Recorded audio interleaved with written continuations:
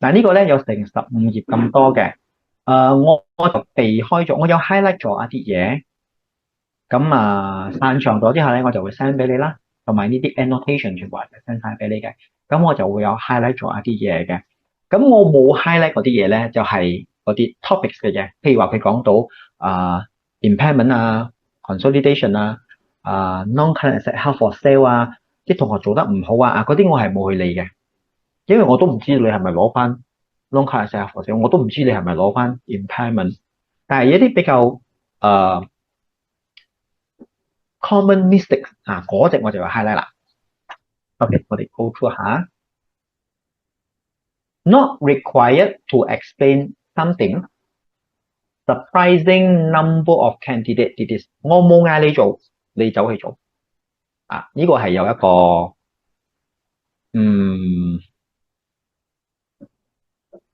點講咧？嗱，好似我揸車嚟講去到十字路口啦。如果我半夜揸車啦，去到十字路口啦，咁我需唔需要停咧？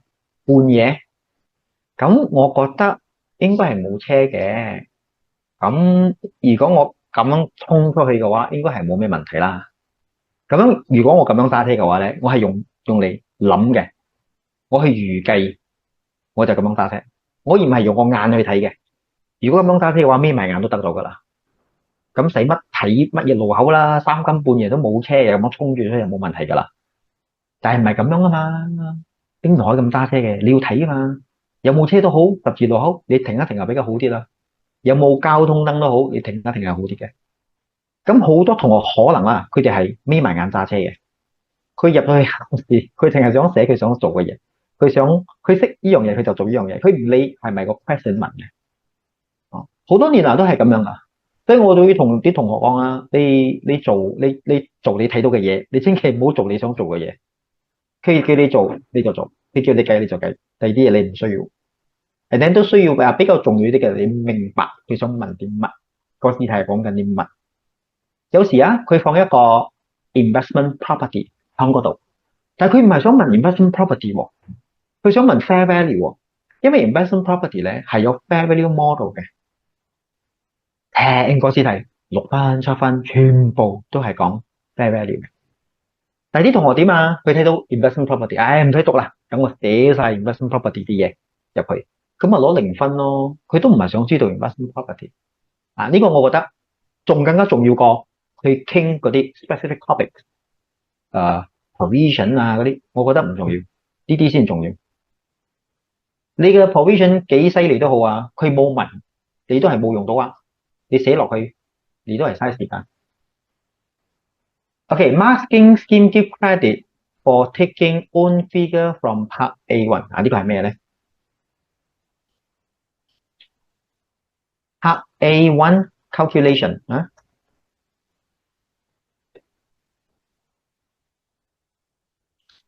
did wrong no mark fair。OK， 好公平Part 呢個係乜嘢嚟？Part two。OK，A2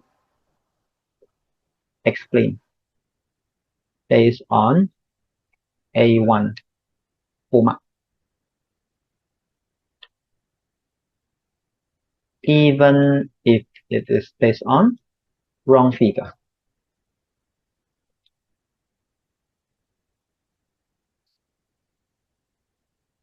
呢個就係一路以嚟嘅 marking 嘅精神啦。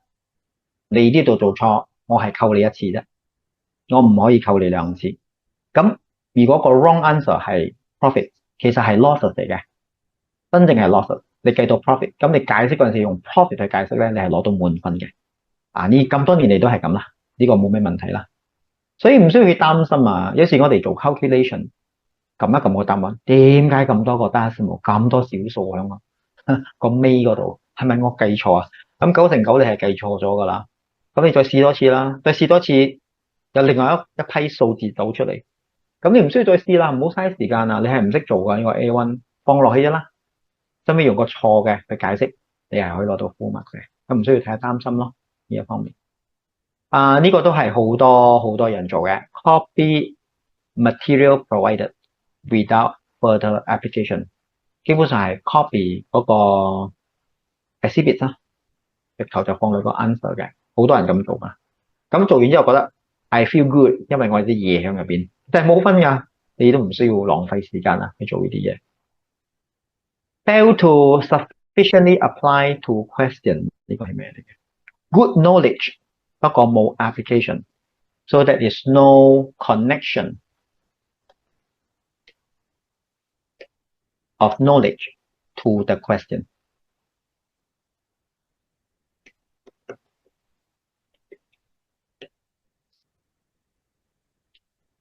講真啦，背嘢嚟講咧，個個都背到嘅。我8歲嘅女都背到，俾幾題 accounting standard 佢，日日逼佢背，佢都背到嘅。但係佢唔識得運用啊，所以個 application 佢哋好注重，亦都佢哋都有花咗好多時間去做啲 scenario cases 出嚟。我相信都唔平啊，要做一份考試卷出嚟，亦都要用到好多人力物力，應該係唔平啊。而且佢嘅 fees 啊，我睇幾多啊？200磅有冇啊？一張考試費，我計佢200幾嚟啊！200幾啊？係啊，計佢230啦。而想當年我讀好似係50幾啫，好多年前。但係以前我哋嘅 exchange rate 好高啊。230啊。大概有百零千十幾萬個，我當佢17萬就好啦。candidate， 哇，39個 million pound 啊！佢可以撥好一個部分，小部分啊，1-2% 出嚟都係一個好大嘅數目咗，去 set 呢個 question paper， 所以佢可以請到一啲比較好啲嘅 examiner， 比較溜楞啲嘅，而且都唔係一位啊，有3個 main examiner， 仲有好多個 assessor， 係一個 examining team 嚟嘅，所以好多人係可以出一啲主意去玩我哋嘅呢個 application 係好重要啊。OK， 接落嚟仲有 relatively basic marks to earn. Struggle with the calculation. Should not just skip this part. Struggle. OK。如果你唔識計，你都應該去解釋。OK。Keep writing. Even if cannot calculate。我發覺好多人咧，其實比較注重個 calculation， 而唔注重個 explanation。有時候我淨係收到 calculation， 如果我要 marking 一啲 task 或者乜嘢，又或者係唔識計就直頭成題都唔做，係唔應該嘅。因為佢話啊，仲有一樣嘢啊，佢嘅 question 1 2 3 4 part A、A1、A2 乜都好啦，佢每一個 part 啊 A1、A2、B1、B2 都有簡單同埋唔簡單嘅 element 喺入邊嘅。咁佢要勸我哋，你最好係全部都做晒，全部都做，唔係做晒，全部都做，做唔晒冇所謂，但係全部都要做，你要開始，因為你要攞晒啲容易嘅分數。有時容易嘅分數你攞晒你分分鐘攞60、65，係唔出奇噶，因為唔可以全部都難噶嘛，全部都難咁邊個識做啊？所以佢又覺得，哎呀，有少少浪費喎。我俾啲容易嘅，你又冇做，因為你唔識做 calculation， 所以你成份都唔做。Ensure their explanation cover all relevant points. All possible marks are earned. Okay. Try to discuss all points in the question.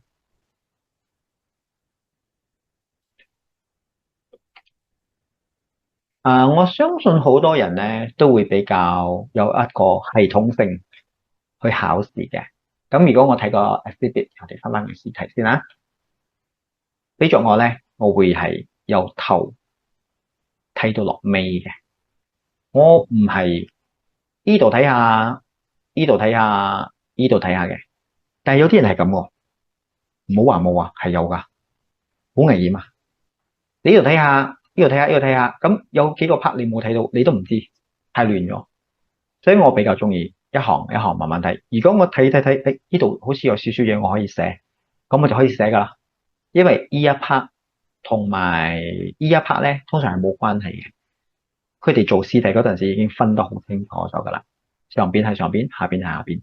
所以呢個 paragraph 你識做，呢個你唔識做，呢個係冇咩嘢會影響到呢個 paragraph 嘅。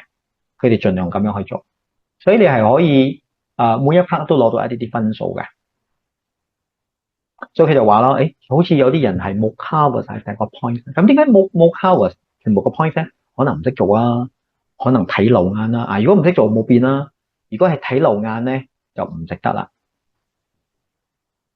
OK，move on。Some simply copying information from exhibit 咧，頭先都已經提過咗噶啦，響試題直頭 copy 放落去，冇分噶。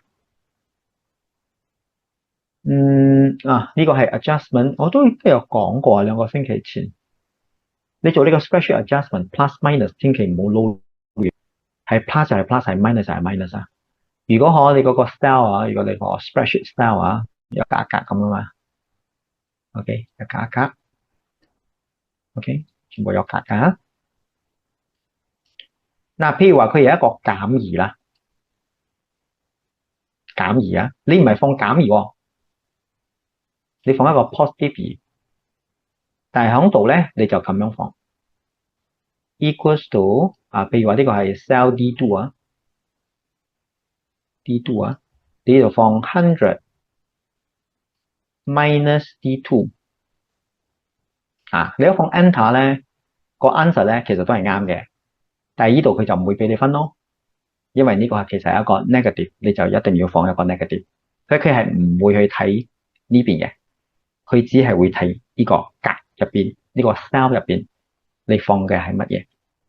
所以呢個係好重要啊，因為佢話好多人做啱不過冇分係因為呢個 positive 同 negative 佢哋撈亂咗啊。examiner 有冇話想用括號定係用加減噶？你開嗰個 spreadsheet 嗰陣時咧，佢嘅 setting 已經做好晒，你唔需要去改嘅。所以你一放 negative 嗰陣時咧，佢係咁樣嘅 negative。OK。好，佢冇嗰個 bracket 嘅，係冇嘅。OK。好。而且佢嘅 decimal points 佢都 set 入面俾你咗噶啦。佢 set 咗係可能係2個 decimal point。佢係 raw format 如果你放10個 decimal point，佢都係出10個 decimal point 俾你嘅。OK， 明白。你唔需要去做，而且都唔容易啊！佢唔係 Microsoft Excel 嚟噶，佢係嗰個 Pearson 呢個 publisher 幫佢做嘅。OK。仲做到好差添啊！唔好用啊，佢嘅 spreadsheet。OK。你如果有時間去睇下，你唔好用 Microsoft Excel 做，喺屋企做到好開心啊！入到去咩嚟嘅呢個劈嘢咁啊，好差。OK， 仲有咩啊 ？Insufficiently prepared for this requirement， 咁呢個就改變唔到啲咩啦。如果真係讀唔夠嘅話但係咧 ，not entering should not enter unreferenced number 呢個你要注意啦。點樣做 reference 咧 ？referencing，OK， 我俾你睇下嗰個 answer 佢咧又冇特定一個 format， 但係咧佢又俾一個咁嘅嘢啦。咪住先啦，佢嘅 spreadsheet 同呢度 OK。佢會比較雖然呢啲冇分但係你會幫到佢揾呢個210係乜嘢嚟嘅？呢個324係乜嘢嚟嘅？我有時咧淨係放 working one 啫，我係冇解釋嘅，因為我知道冇分數啦嘛。咁何解我要浪費時間去諗要放乜嘢？所以我淨係放 working one 啫咯。有時有啲係冇 working 嘅，太簡單咗，直頭改嘅咁你要放個名落去咯，咩名都冇所謂啦。但係佢係唔希望係咁啦，完全係冇嘅，940210因為時關有時我哋放到220，咁其實呢個係咩220？佢冇220喎，佢嘅 answer scheme 係210喎。咁如果我哋有解釋 income from Bala 220，咁佢就會去揾我哋有冇 working。咁 working 嗰度做錯，佢唔會 working 冇分咯。但係呢度我放220係啱嘅喎，因為 income from Bala 係應該係 positive 喺個 profit 嗰度嘅。咁個 concept 啱，佢要俾我。所以你有個 extra 有個星星嘅，呢個星星代表咩咧？就係 own figure rule 啦，你自己嘅 figure 係有分嘅。所以你放20230甚至係500都好因為事關你之前有做咗個 calculation 嗰度你做錯，但係你放嗰個500、600唔係任何數字入嚟，呢度有一分嘅。所以呢個好重要啊 ，referencing， 你係幫緊佢嘅。如果你冇放咧，佢都會幫你揾，但係佢冇呢個義務嘅，講真。如果佢揾唔到嘅話，就真係冇意思啦，就冇分數啦。OK， 仲有啲乜 ？OK，question two question two 應該係冇咁多 complaints 啦。所以佢哋話 often well answered by candidate 做得好。OK，however should not expect to earn mark merely presenting summary of ethical principle and track。有啲人咧就好中意係唔係就寫晒嗰5個 code of ethics 落去嘅 ，integrity、objectivity、confidentiality 乜都寫晒落去嘅，但係又唔係每一個 point 都係同個試題有關係嘅，所以係直頭係冇分噶啦。有時佢睇到你咁樣寫啊，好似寫緊書咁啊，同試題冇關係嘅就冇分噶啦。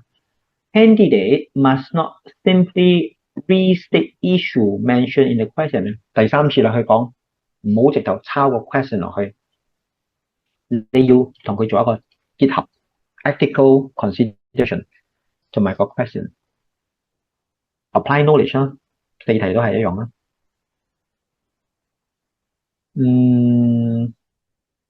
perform less well in recommending appropriate action 如果我睇到係咁咧咁我喺屋企準備去考試之前咧，咁我要睇下咩叫做 appropriate action 好多 question two 咧，佢會問你既然已經知道個問題喺邊度啦，咁個 accountant 需要做啲乜你就要講啦。accountant 可能需要去揾個 director 傾下。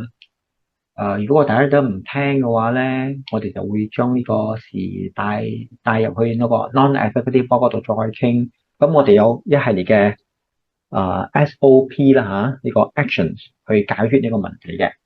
咁有一個咧就係我經常都會同我啲同學講嘅，就係你要做白紙黑字啦，個 black and white documentation 嘅 email 又好你寫 report 都好因為呢個係一個保障。你如果淨係口頭上講，咁以後要算賬嗰陣時，你又冇白紙黑字去證明所以嗰啲好重要need to document， 唔係淨係得個講字好好用㗎呢啲。咁呢個 actions 咧，你又唔可以話我呢題嘅 accountant action 可以放落另外一題都可以用，唔係通用㗎，因為次次嘅情況都有少少唔同。譬如話頭先我提到，我哋揾個 director 係傾下。又唔係個個試題你可以揾 director 傾嘅點解咧？因為有啲試題佢有講到個 director 已經俾 warning 咗，唔好再提呢件事。你再提，你今年唔使攞 bonus。考試有講嘅，咁你已經有 director 已經要你唔好再開聲啦。你仲響個 answer 嗰度講 accountant should talk to the director， 咁行唔通嘛？呢個唔係一個 appropriate action 咗，你寫出嚟冇分㗎可能有一題佢嘅 director 係一個好開明、好開通嘅人，咁你咪可以揾佢傾咯。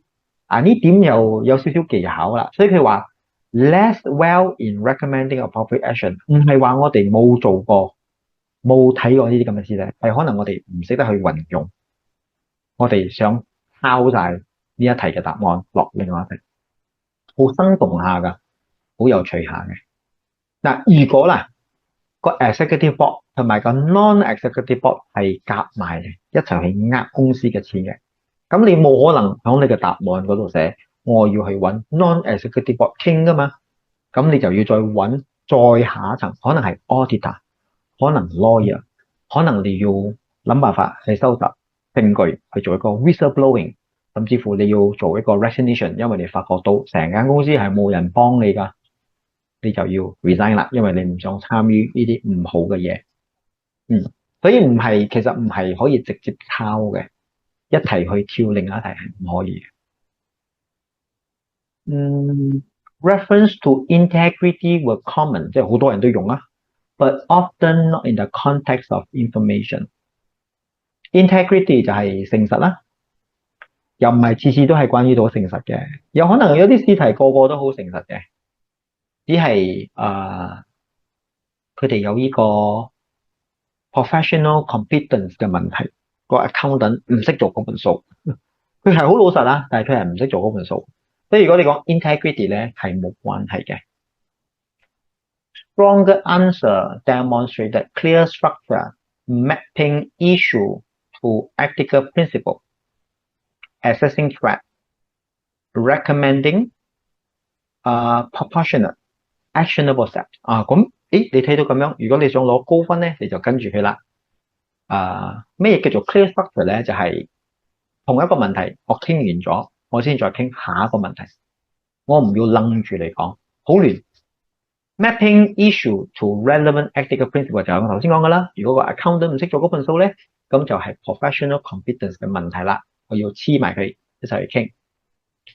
Trap 係乜嘢啊？有時係 self-interest trap 啊。Director 話你唔好再問啦，再問我唔俾 bonus 你啊。咁個 accountant 就哎呀死啦，冇 bonus，我點樣還卡數啊？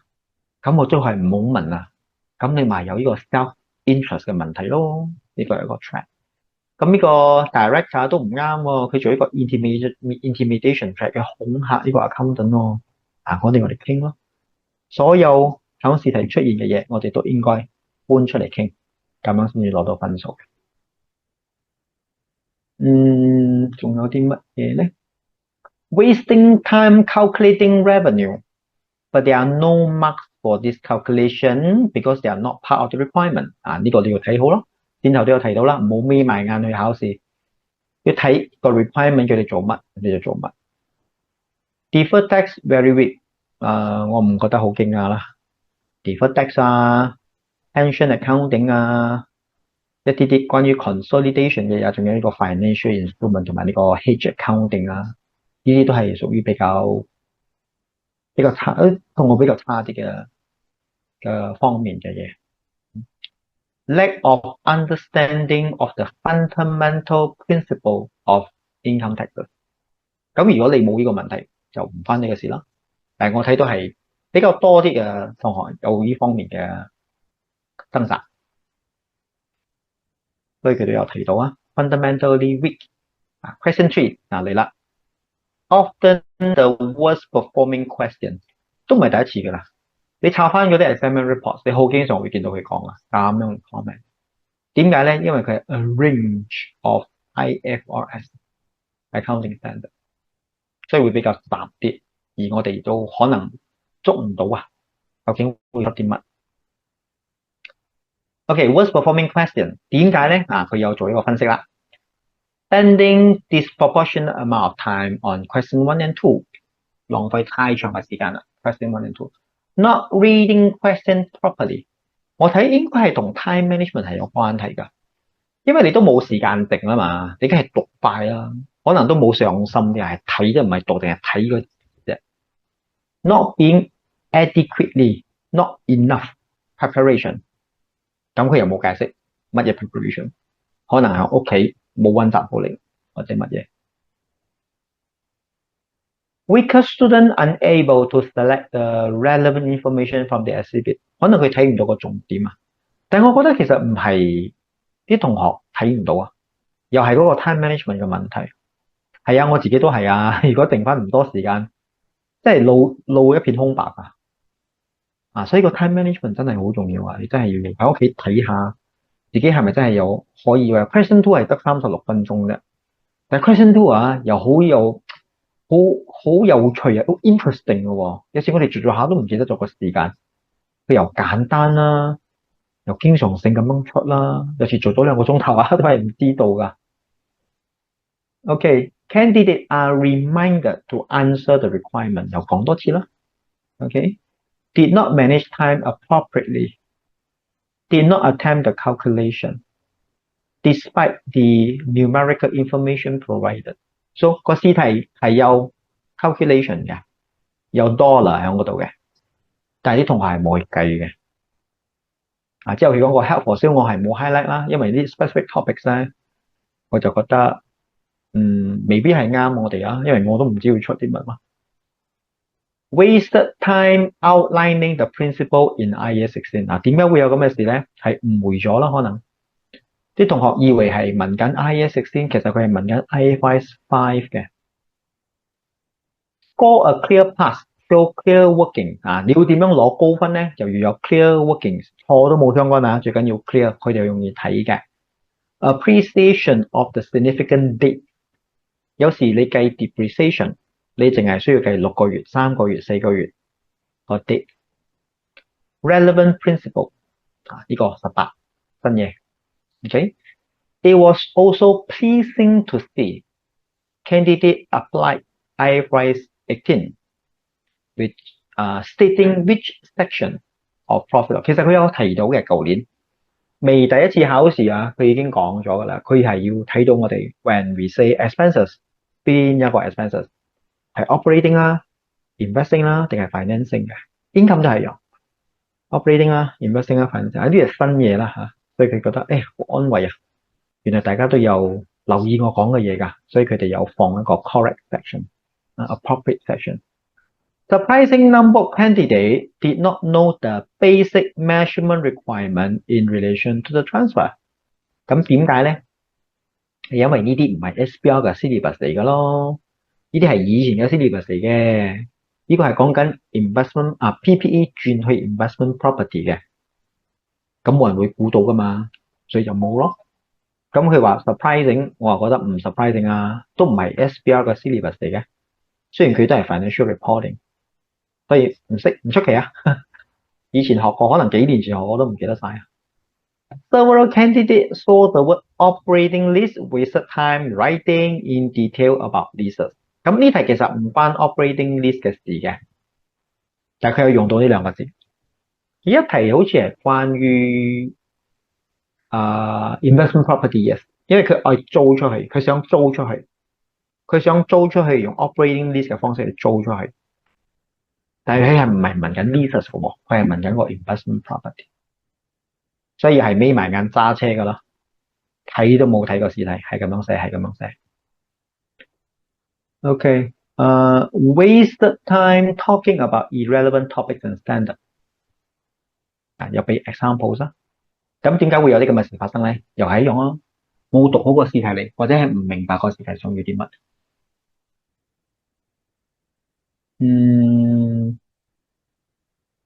Unnecessary explanation of IFRS Sustainability Disclosure Standard。可能個試題冇問到呢樣嘢嘅，但啲同學可能覺得有關係咯，佢就寫咯。我呢個係 question 3啊，答得好差下，寫好多冇關係到嘅嘢。Question 4嚟啦 ，investor stakeholder， 睇佢要講啲乜。Theoretical understanding of standard was frequently absent。Theoretical understanding 點解佢知道你嘅 understanding 唔響咧？係因為冇寫啊嘛。And a few students write out principle regarding to the classification。OK， 我覺得呢個係一個寫嘅技巧嗰個 writing skill 嘅問題。何謂 writing skill 嘅問題咧？當我哋解釋我哋嘅 answer 嗰陣時咧，我哋唔可以直接寫個 answer 出嚟嘅，我哋要做一啲 justification。咁如果我話譬如話the asset is impaired， 我唔可以淨係話 the asset is impaired， 我要解釋咩係 impairment， 點解會有 impairment。講完之後咧，先正話 OK， 講呢個 case 係有 impairment 嘅，點解？因為好多人可能係直頭 skip 咗嗰個 theoretical discussion， 直接入去 impairment， 就咁樣講，就冇咗一半啦，冇咗一半嘅分數啦。Explain why。Conclude something altogether different. Okay. Requirement asks the candidate to explain why, but the candidate didn't explain why. Convertible loan note was a compound instrument. Convertible preference share was an equity instrument. So 冇講 why 淨係俾個 conclusion。冇分啦，冇分數啊。Calculation often poor， 但係我唔覺得有咩大問題。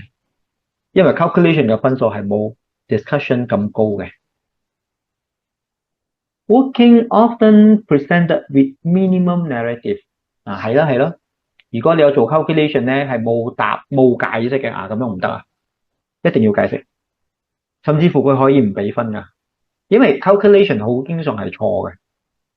但係如果 calculation 錯仲想攞分咧，係點啊？你一定要解釋，你要去 justify、defend your answer。Audit trail too weak to gain mark， 睇唔明啊？睇唔明就俾唔到個分㗎啦。Stronger candidate structured answer clearly follow the requirement. Was over reliance on conceptual framework rather than the definition in the accounting standard. 嗱，呢個咧佢話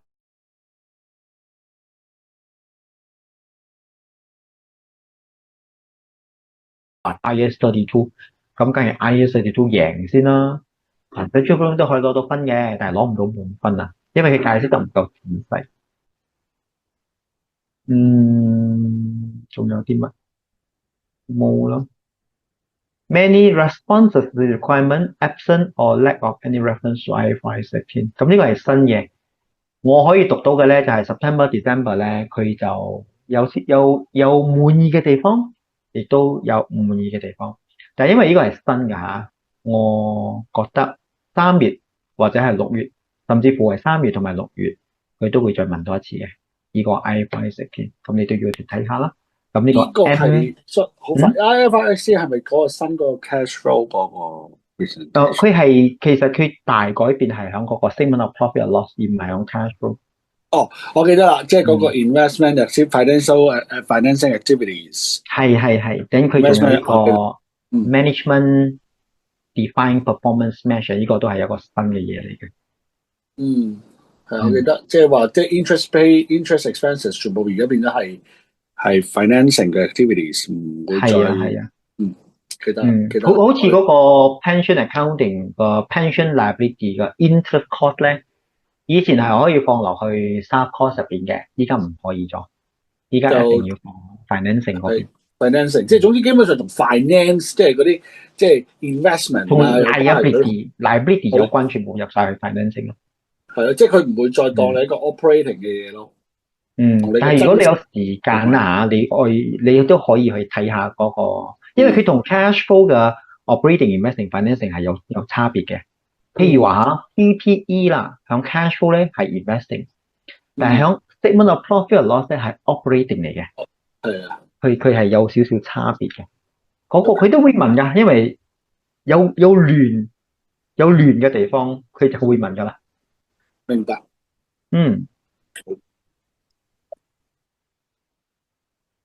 OK 啦，咁樣都所剩無幾啦。仲有呢個 summary 啦。你要點樣做個準備咧？佢都有做晒幾個 point 啊，你去參考下嘅。咁end 咗之後咧，我就會 send 去個 WhatsApp 嗰度啦，俾你一個參考啦。如果有咩問題，你仲可以再考試之前可以 send WhatsApp 俾我啊，大家可以再繼續討論嘅。好。